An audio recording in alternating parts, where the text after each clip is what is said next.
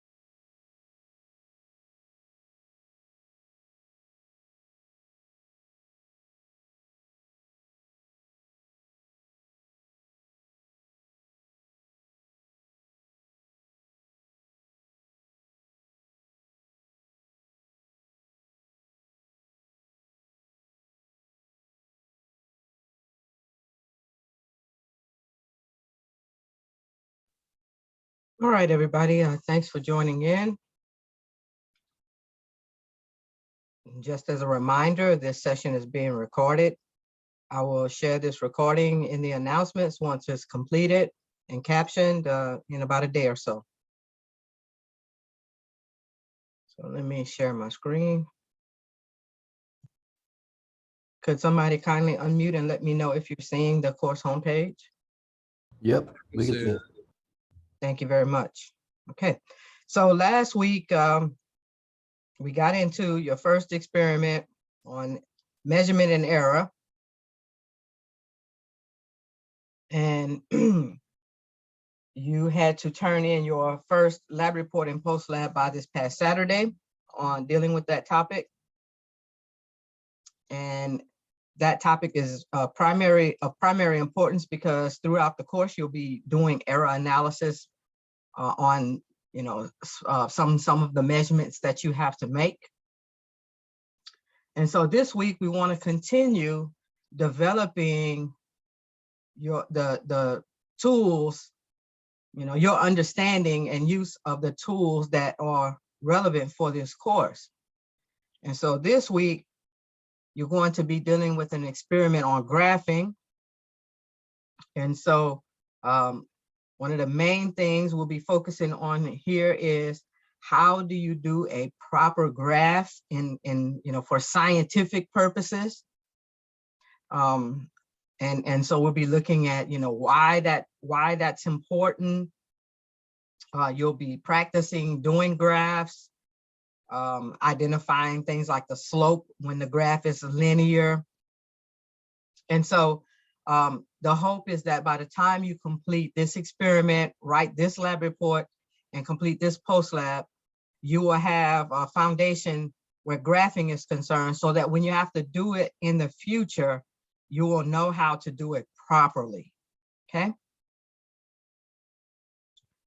So here are the activities that you have to deal with for this week. On Thursday, I'll be talking about the project.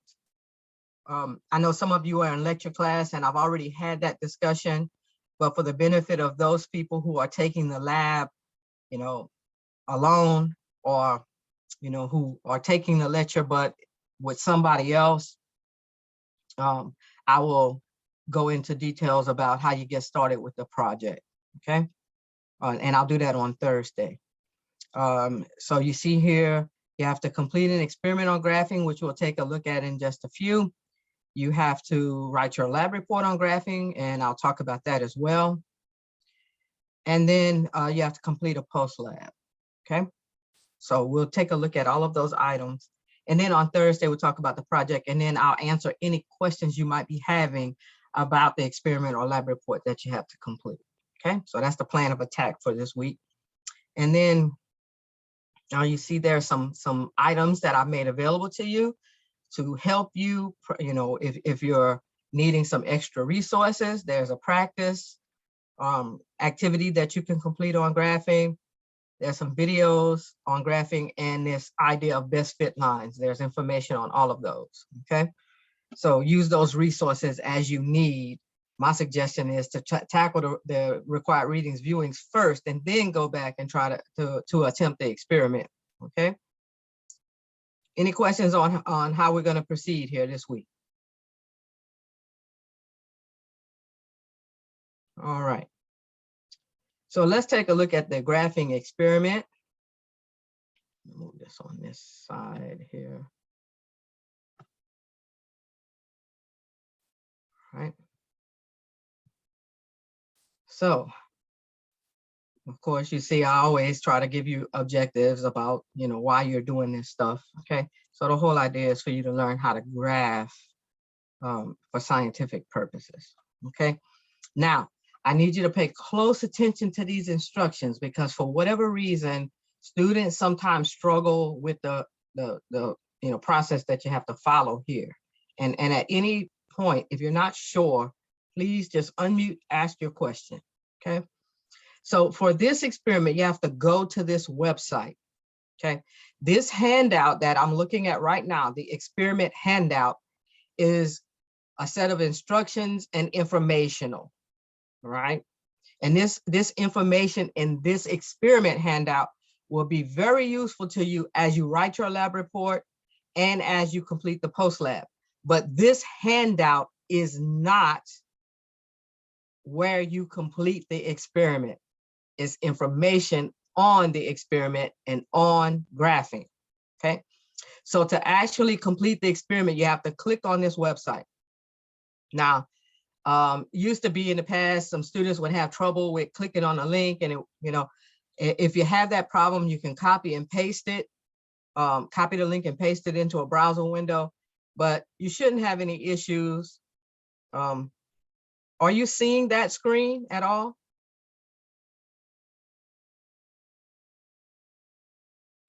Yes.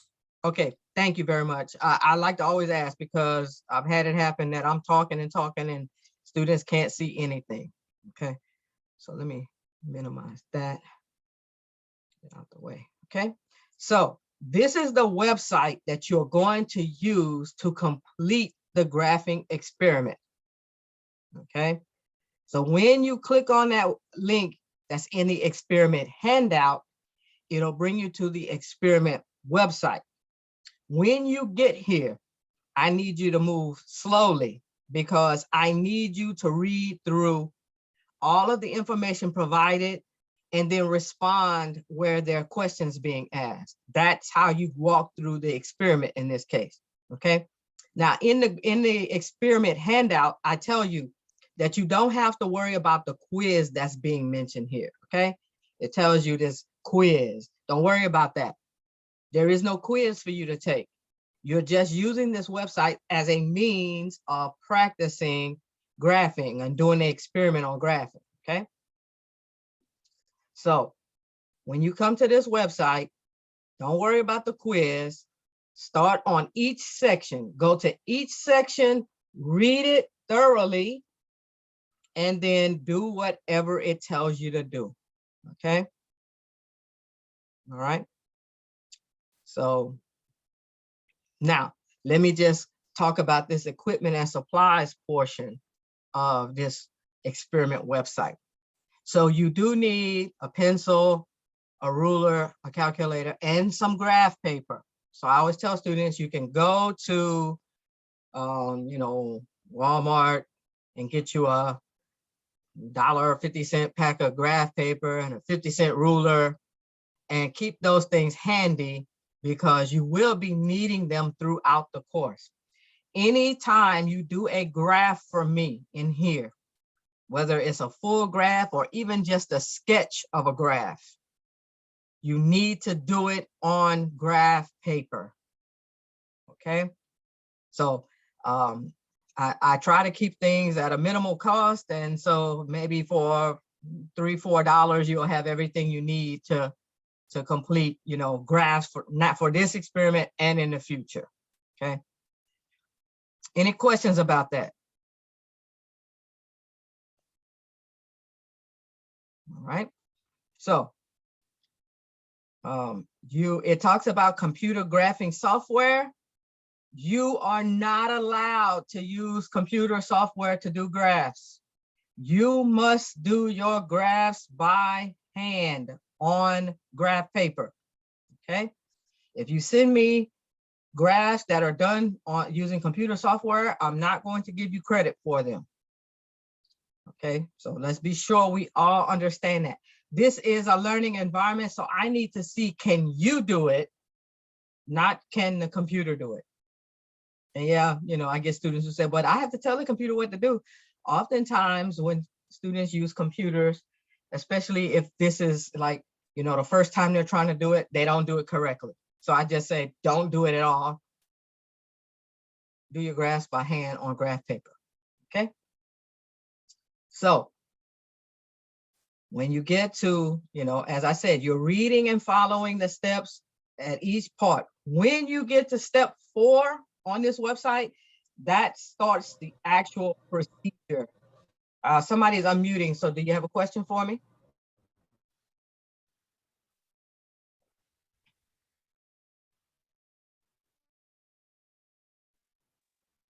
Okay, so When you get to step 4, that's where the procedure starts.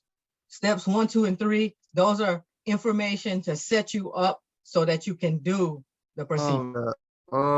So this website is for Break it up. graphing paper on this website.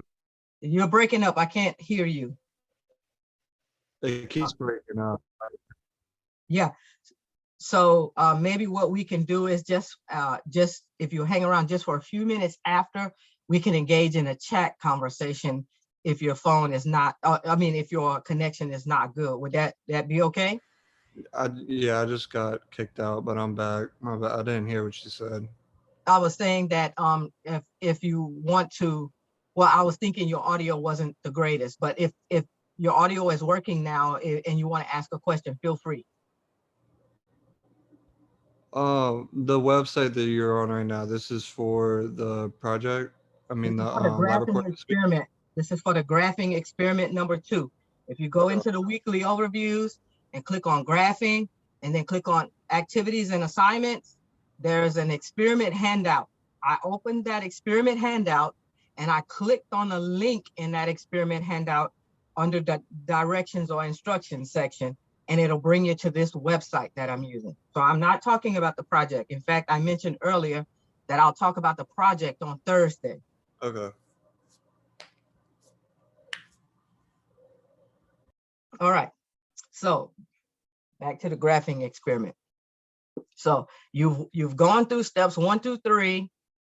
You're ready to start the actual experiment. That's when you start with step number 4, the procedure. Okay.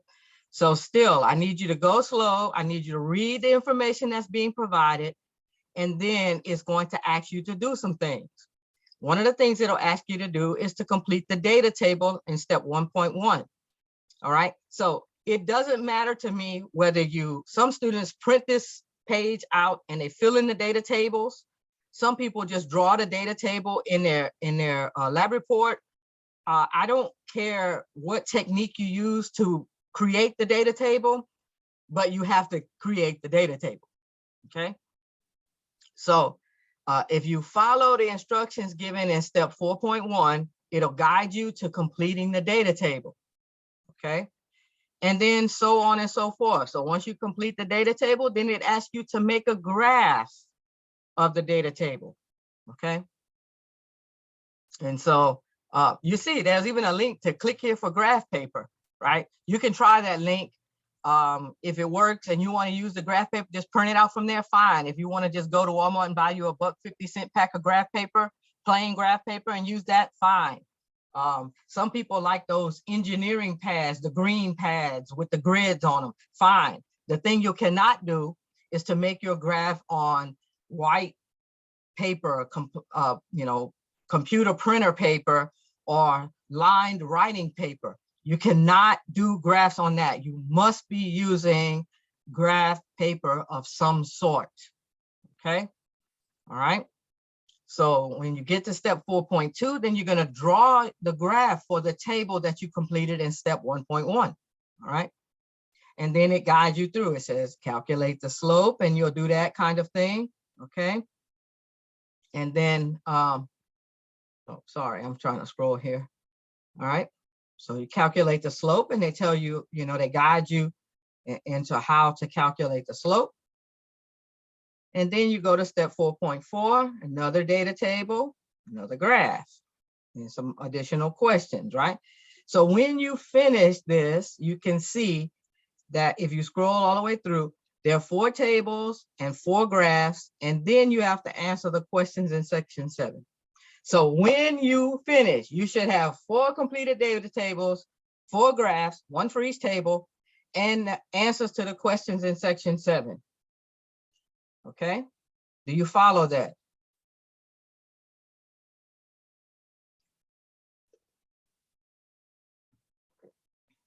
I hope that means yes. Okay, so again, bear with me for a second. When you get to the weekly overview, you open the graphing experiment handout. It will ask you to, in the directions, okay, to go to the website, and it tells you, read and follow all instructions and information provided. Do not worry about the quiz that is being mentioned. You do not have to take any quiz, and I said that earlier. Complete all required activities and answer all questions. And then below that, I have some information on graphing, okay? So it explains what a graph is, why a graph is useful, how you design a graph. As I mentioned to you, you need to use graph paper. Now, there is a section that talks about computer graphing. You're not allowed to do that. So this handout is informational. But what's beautiful is that at the bottom of the experiment handout, not the website, the handout, there are some graphing rules. It's like a checklist, okay? If you follow that checklist, every time you make a graph from me on graph paper, you'll be fine.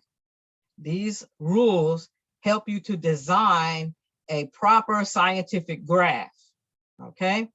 So you want to read this handout,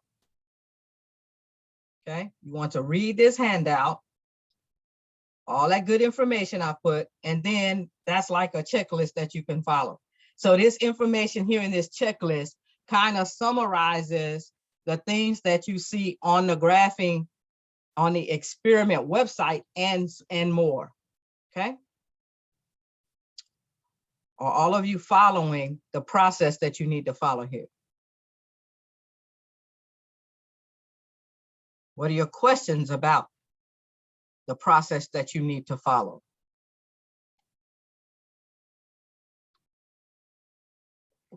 No questions.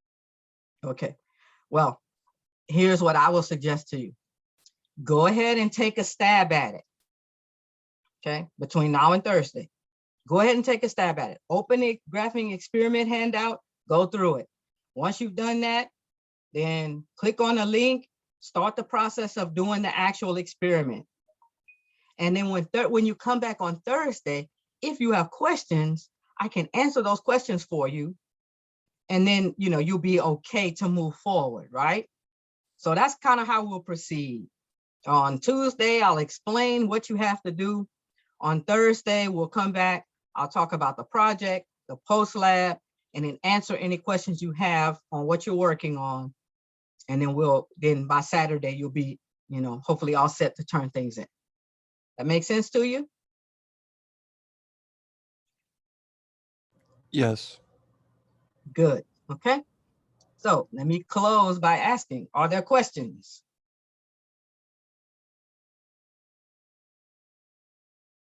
I'm sure some of you are like, but wait, it doesn't, you know, isn't this class supposed to be longer than that?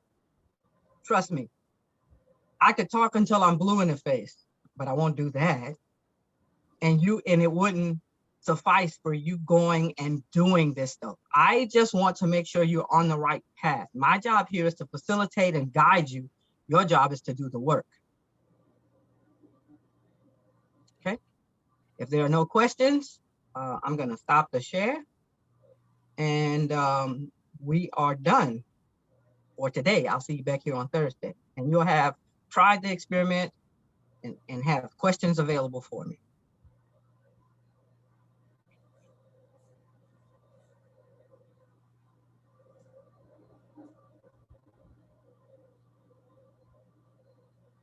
Jade, Brandon, Trevor, we're all done unless you have questions for me. I'll probably have some Thursday after I get started, but That's the plan. That's exactly my plan. Get started and come back Thursday with your questions, right? So that we can make sure you're on the right path. okay. Thank you. Sure, have a good day. You too.